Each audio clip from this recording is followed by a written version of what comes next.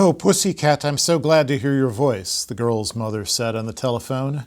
"My body is betraying me again. Sometimes I think my life is nothing but one long process of bodily betrayal." "Isn't that everybody's life?" the girl Pip said. She'd taken to calling her mother midway through her lunch break at Renewable Solutions. It brought her some relief from the feeling that she wasn't suited for her job, that she had a job that nobody could be suited for, or that she was a person unsuited for any kind of job. And then, after 20 minutes, she could honestly say that she needed to get back to work.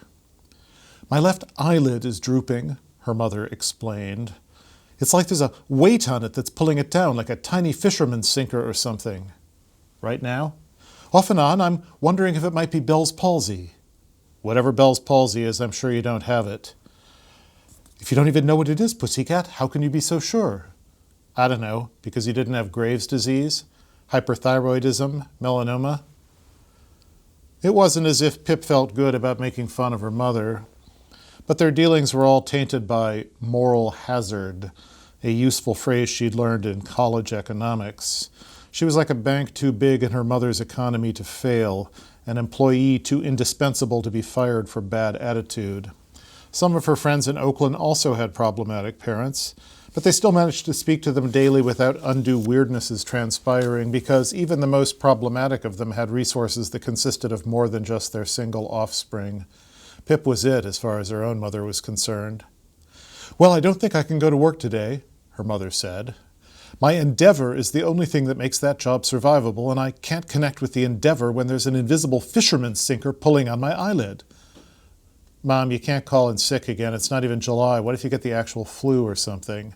"And meanwhile, everyone's wondering what this old woman with half her face drooping onto her shoulder is doing bagging their groceries.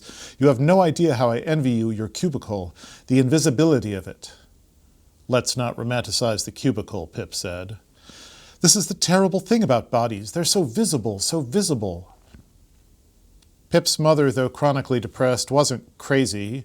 She'd managed to hold on to her checkout clerk job at the New Leaf Community Market in Felton for more than 10 years. And as soon as Pip relinquished her own way of thinking and submitted to her mother, she could track what she was saying perfectly well. The only decoration on the gray segments of her cubicle was a bumper sticker. "At least the war on the environment is going well." Her colleagues' cubicles were covered with photos and clippings, but Pip herself understood the attraction of invisibility. Also, she expected to be fired any month now, so why settle in? "Have you given any thought to how you want to not celebrate your not birthday?" she asked her mother.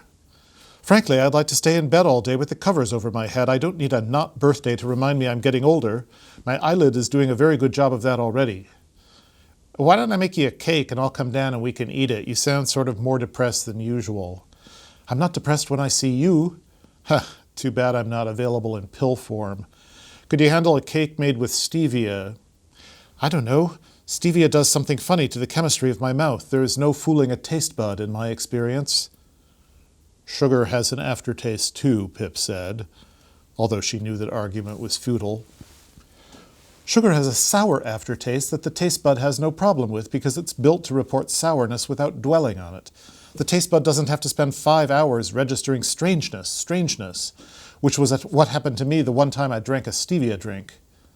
But I'm saying the sourness does linger. There's something very wrong when a taste bud is still reporting strangeness 5 hours after you had a sweetened drink. Do you know that if you smoke crystal meth even once, your entire brain chemistry is altered for the rest of your life?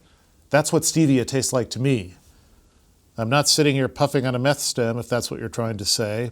I'm saying I don't need a cake. No, I'll find a different kind of cake. I'm sorry I suggested a kind that's poison to you." "I didn't say it was poison. It's simply that stevia does something funny to your mouth chemistry, yeah." "Pussycat, I'll eat whatever kind of cake you bring me. Refined sugar won't kill me. I didn't mean to upset you. Sweetheart, please." No phone call was complete before each had made the other wretched.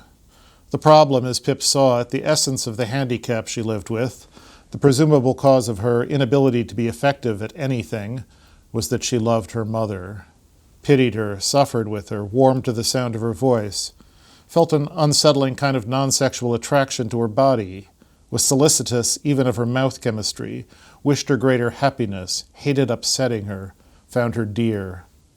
This was the massive block of granite at the center of her life, the source of all the anger and sarcasm that she directed not only at her mother, but, more and more self-defeatingly of late, at less appropriate objects. When Pip got angry, it wasn't really at her mother, but at the granite block.